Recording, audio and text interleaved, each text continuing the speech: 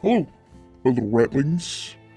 Uh, Today's video is for a request that we've done for a lovely follower, one of the many ratlings I have now. And to go with this holy rat night, I decided to tell a story about a young man named Aiden Gray and his tragedy in his young adult life.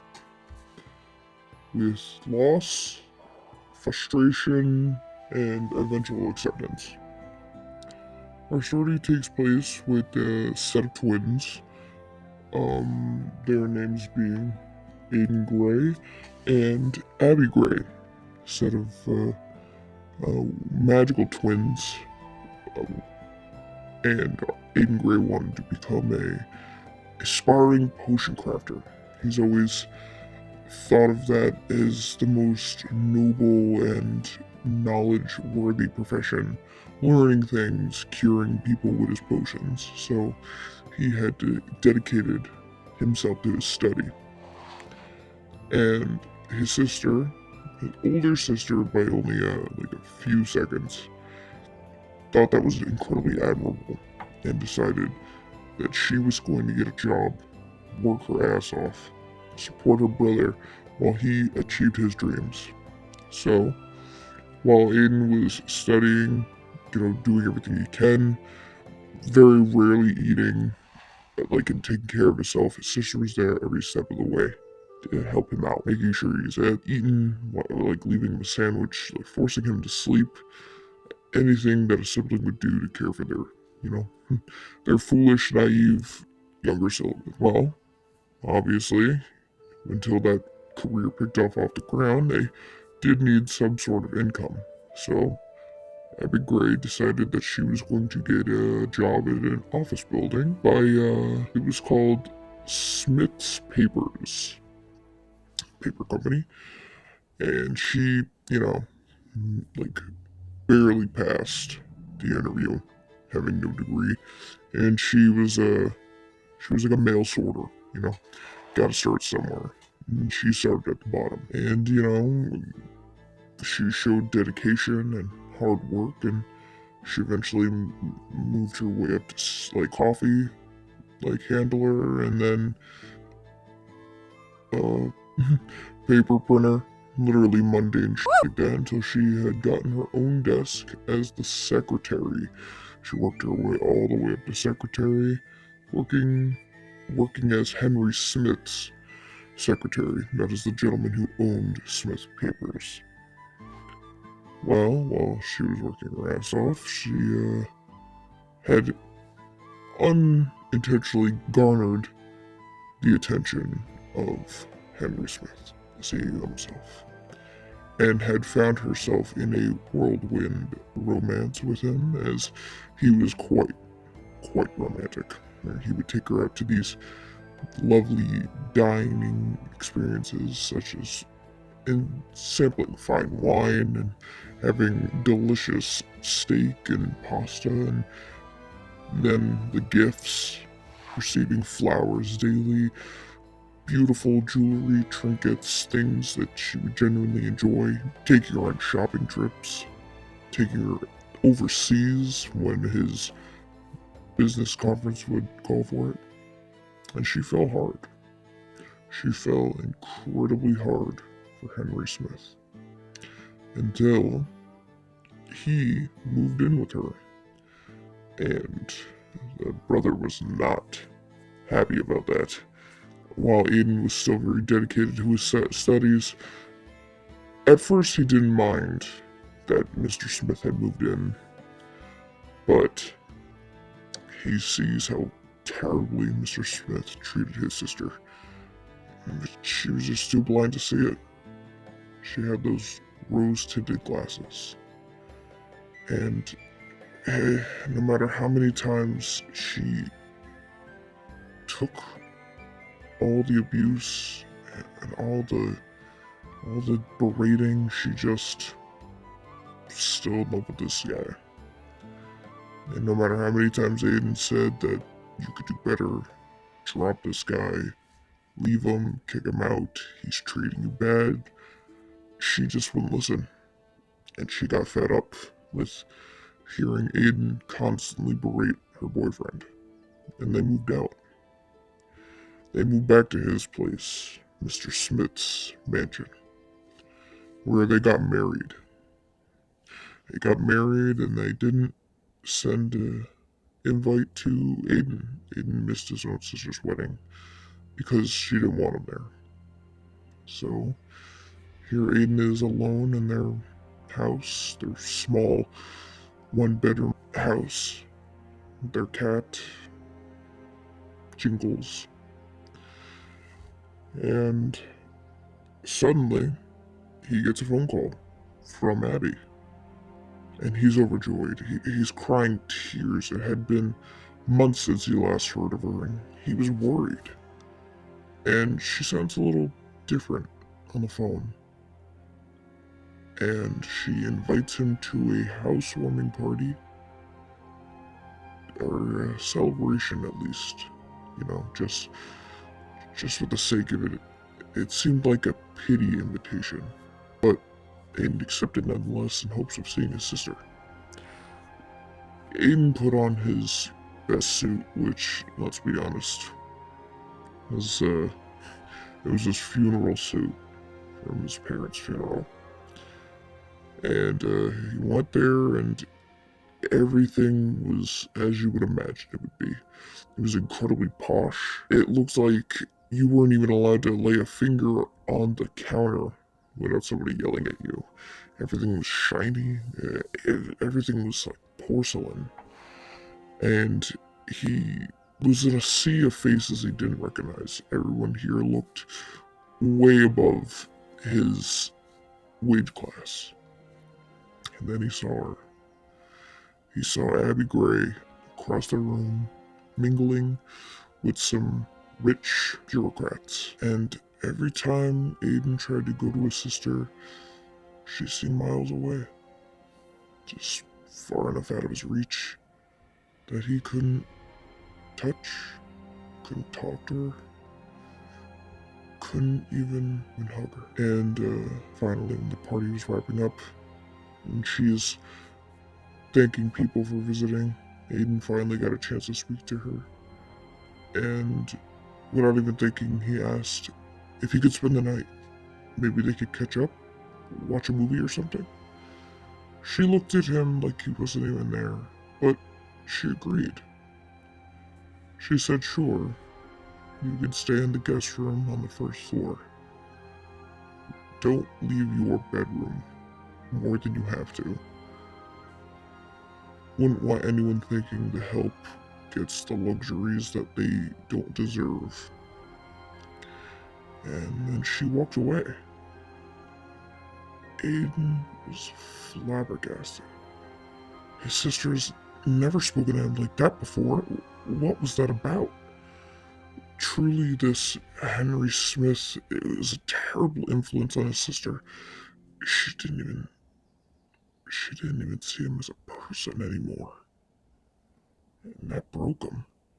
So he made his way to the guest room, and as soon as he entered it, the door locked. It locked behind him. And he went up and banged on it, saying to let him out, but nobody came. So here Aiden was, stuck in a guest room that was cold and detached. No sight of his sister, and what else could he do except sleep till morning? And when he did finally go to sleep, it wasn't a restful one. He was restless, full of stress. When Aiden woke up the next day, the door was unlocked and no one was around.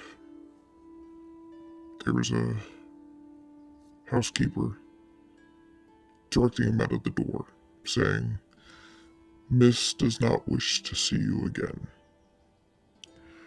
That broke him. He just left. I mean, what else could he do? His sister was really evident about not seeing him again, let alone giving him a conversation or a proper goodbye about it. So Aiden went back to his place, his small house, and did the only thing he really knew how to do. He started studying again, and it consumed him. Studying became his whole life, and one day he got so dehydrated from lack of care, so malnourished, that he snapped. He had to see her again. He had to know his sister was okay. He had to see that she was well and let her know that he still loved her despite everything. So, in his unwell state, Aiden had made his way all the way to the mansion, but when he got there, his sister had moved. She had moved and not even said a word to him. Nowhere. She doesn't even know where she is. And with that, he passed out. He just, the lack of taking care of himself, on top of the shock, just made him black out. When he woke up, he was in the hospital. He was in the hospital with an IV in his arm, and the doctor saying that he almost died. A lot had happened to him. And he said that he should have someone in the house with him to watch after him. Do you have any family? That kind of steeled something inside him. That steeled him and forced him to realize that if she's not going to be here for him, then he doesn't need anyone. But he can't stay in that house. So after his release from the hospital, he made his way back to his house, where he immediately started looking for a new location to live. And he found a living situation where they were looking for a roommate. Seizing his chance, he packed up everything that he cared about, and took his cat, and went to this new living arrangement. When he got there, he realized that his roommates were a vampire and a werewolf. Really awkward. They were constantly at each other's throats. It seemed weird that they would continue to live together, but, you needed a place, you needed something new, and you needed something fresh. So, while he buckled down into his room and got to studying like always, he realized that he needed some sort of income. So, while his potions weren't top quality like he always would have wanted, he managed to make a small profit off selling him some of his potions, though it barely covered rent, and most days he did go hungry. But he made it work, as long as he had his cat and his books, he was doing okay. And it was different, Normally his sister was always there with him, but now it's just him. And it was kind of freeing, not having someone to, take care of you. So while he was, figuring out his life, he noticed that his roommate, the vampire, his name was Vincent Miller. He noticed that he was giving him the eyes, if you know what I mean. The eyes. And decided to take a little bit of a romantic interest in him. So, Vincent had constantly asked him out, and at first Aiden had assumed it was just part of him being a vampire, but then realized that Vincent was kind of sweet, and decided to take him up on that date. And they went everywhere. They went to museums, they went to movies, they went out to eat, though, to be honest, the dinner was a little one-sided, but that's okay.